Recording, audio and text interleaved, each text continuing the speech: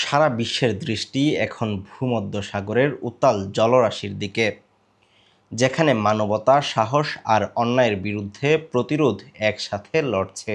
একদিকে বিভিন্ন দেশের একদল সাহসী মানবতাবাদী ও শান্তিকামী কর্মীরা ইসরায়েলের নৌ অবরোধ ভেঙে দুর্ভিক্ষপীড়িত গাজাবাসীর কাছে ত্রাণ ও খাদ্য সামগ্রী পৌঁছে দেওয়ার প্রচেষ্টা চালাচ্ছেন। অন্যদিকে ইসরায়েলি সেনারা সেই মানবিক অভিযানে বাধা দিচ্ছে, তাদের জাহাজ আটক করেছে, এমনকি কর্মীদের গ্রেপ্তার করেছে। ফলে বিশ্ববাসী এক গভীর উদ্বেগ ও উৎকণ্ঠার সঙ্গে এই ঘটনার দিকে তাকিয়ে আছে। এখন মূলত দুটি প্রশ্ন সামনে এসেছে। প্রথমত, ইসরায়েল কি আন্তর্জাতিক আইন ভঙ্গ করে ফ্লোটিলার ত্রাণবাহী জাহাজগুলোর উপর আক্রমণ চালাতে পারে? দ্বিতীয়ত, ইসরায়েলের এই আক্রমণ ও দমন নীতির মুখে মানবিক ত্রাণ সহায়তাকারীদের জন্য ভবিষ্যতে কি অপেক্ষা করছে?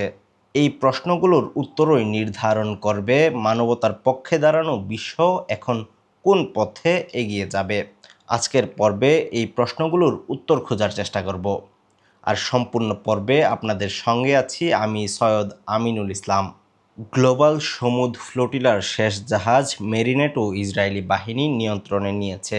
শুক্রবার সকালে গাজা উপকূল থেকে 42.5 নটিক্যাল মাইল দূরে আন্তর্জাতিক জলসীমায় জাহাজটি আটক করে ইসরায়েলি নৌবাহিনী এবং আরোহীদেরও গ্রেপ্তার করে। বিবিসির প্রতিবেদনে এমনই তথ্য উঠে এসেছে।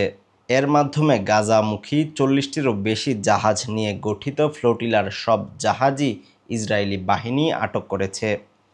সর্বশেষ তথ্যমতে ফ্লোটিলার সঙ্গে যুক্ত 137 জন অধিকার কর্মীকে ইসরায়েল থেকে তুরস্কে পাঠানো হয়েছে বলে জানিয়েছে ইসরায়েলের পররাষ্ট্র মন্ত্রণালয়।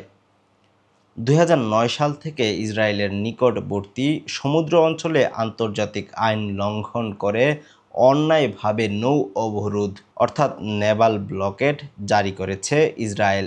ইসরায়েলের দাবি, এ পদক্ষেপের উদ্দেশ্য সমুদ্রপথে গাজায় অস্ত্র প্রবেশ ঠেকানো। তবে বাস্তবে এর মূল লক্ষ্য গাজায় জেলেদের জীবিকা ও সমুদ্র সম্পদে তাদের অধিকার সীমিত করা। গত 31শে আগস্ট স্পেন থেকে যাত্রা শুরু করা গ্লোবাল সমুদ্র ফ্লোটিলার উদ্দেশ্য ছিল এই অন্যায় অবরোধ ভেঙে গাজায় ত্রাণ ও খাদ্য সহায়তা পৌঁছে দেওয়া। জাতিসংঘের সাম্প্রতিক প্রতিবেদনে গাজার পরিস্থিতিকে গণহত্যামূলক ও দুর্ভিক্ষপূর্ণ বলে উল্লেখ করা হয়েছে। এখন প্রশ্ন উঠেছে, ইসরায়েলের এই আক্রমণ কি আন্তর্জাতিক আইনের স্পষ্ট লঙ্ঘন নয়? ইসরায়েলের দাবি, তাদের এই পদক্ষেপটি ছিল জাতীয় নিরাপত্তার স্বার্থে, তাই এটি আন্তর্জাতিক আইন বিরোধী নয়। কিন্তু আন্তর্জাতিক আইন বিশেষজ্ঞ, মানবাধিকার কর্মী ও ফ্লোটিলা অভিযানে যুক্ত আইনজীবীরা একে পরিষ্কারভাবে অবৈধ ও মানবিক নীতির পরিপন্থী বলে অভিহিত করেছেন। তাদের মতে, ফ্লোটিলার জাহাজগুলো আন্তর্জাতিক জলসীমায় অবস্থান করছিল, যেখানে ইসরায়েলের কোনো আইনি এখতিয়ার নেই। সুতরাং সেখানে অভিযান চালানো কেবল আন্তর্জাতিক সামুদ্রিক আইন নয়, বরং মানবাধিকার ও মানবিক সহায়তা সংক্রান্ত আন্তর্জাতিক চুক্তিগুলোরও সরাসরি লঙ্ঘন। ফ্লোটিলায় অংশগ্রহণকারীরা দাবি করছেন তাদের অভিযানটি ছিল আন্তর্জাতিক আইনসম্মত এবং বৈধ। তারা কয়েকটি গুরুত্বপূর্ণ আন্তর্জাতিক আইন ও নীতির দিক উল্লেখ করেছেন। প্রথমত, জাতিসংঘের সাগর আইন সংক্রান্ত কনভেনশন UNCLOS অনুযায়ী কোনো দেশের সীমারেখার বাইরে থাকা আন্তর্জাতিক জলসীমায় সেই দেশের কোনো এখতিয়ার নেই। সেখানে সব জাহাজের স্বাধীনভাবে চলাচলের অধিকার স্বীকৃত। ফলে ইসরায়েলের সেখানে অভিযান চালানো স্পষ্টভাবে এই কনভেনশনের লঙ্ঘন।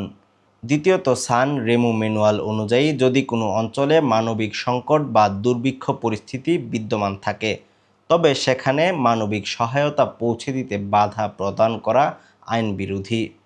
তাই এই আইনের আলোকে ফ্লোটিলার যাত্রা সম্পূর্ণ বৈধ এবং ইসরায়েলের বাধা আন্তর্জাতিক মানবিক নীতির পরিপন্থী।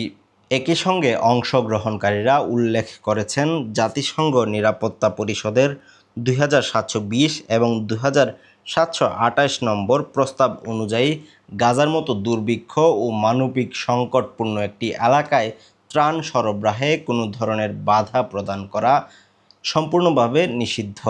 এই প্রস্তাবগুলো মানবিক সহায়তা পৌঁছানোর অধিকারকে আন্তর্জাতিকভাবে বৈধ ও সংরক্ষিত করেছে।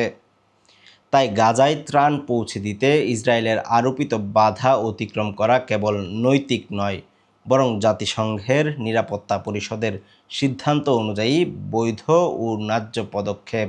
সুতরাং বিষয়টি এখন স্পষ্ট, ইসরায়েল শুধু মানবতা বিরোধী দুর্ভিক্ষ ও গণহত্যা চালাচ্ছে না, একই সঙ্গে তারা বিশ্বের স্বীকৃত ও আন্তর্জাতিক আইন ও মানবিক নীতিকেও প্রকাশ্যে লঙ্ঘন করছে। যে আইনগুলো দুর্ভিক্ষ পীড়িত মানুষের জীবন রক্ষা ও মানবিক সহায়তা পৌঁছানোর অধিকার নিশ্চিত করে, ইসরায়েল সেই মৌলিক ন্যায্যতাকেও অগ্রাহ্য করেছে ফ্লোটিলাগুলোর উপর আক্রমণ চালিয়ে। এ আক্রমণ শুধু মানবতার বিরুদ্ধেই নয়, এটি আন্তর্জাতিক আইনের ভিত্তিকেই চ্যালেঞ্জ করেছে।